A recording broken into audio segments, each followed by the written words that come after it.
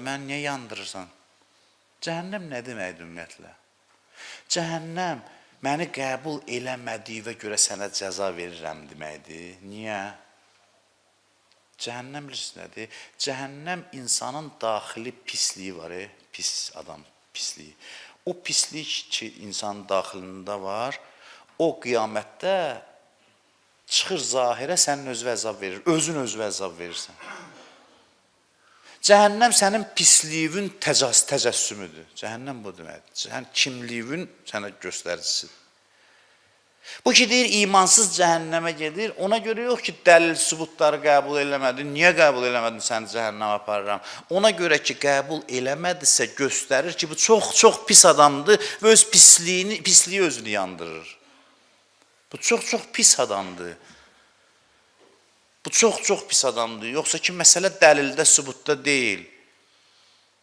Dəlil, sübut niyə səni qane eləmədi? Bax, bunun üzərində durmaq. Din bunu təklif edir bizə.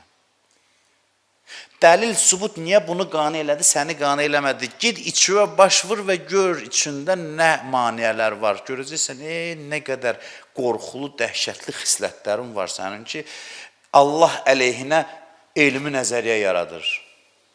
Qəşəng dəlillər gətirsən. Cəmaat da deyir, fikir azadlığıdır. Bu deyir, var, o deyir, yox. Deyir, bu fikir azadlığı var, onsuz da fikrə zor yoxdur. Heç kəs də demir, fikrə zorla təsir elə. Bu yanlış yoldur. Amma bu fikirlər nədən törüyür? Fikirlər xislətlərdən törüyür.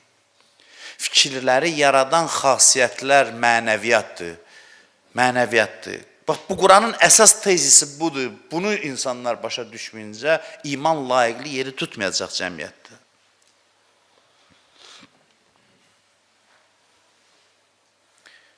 İman bilirsən, bilmirsən məsələsi deyil. Biz hamımız bilirik, yalan pis bir şeydir və ondan əlavə hiss edirik, yalan pis bir şeydir. İman da gərək belə olsun. İmanda isə bilmək məsələsi bizim üçün birinci dərəcələr yox. İçimizdən gəlsə ki, vay, bu nə pis adamdır, iman gətirməyib. Allah sırf sübut olunur, dəlil sübutla.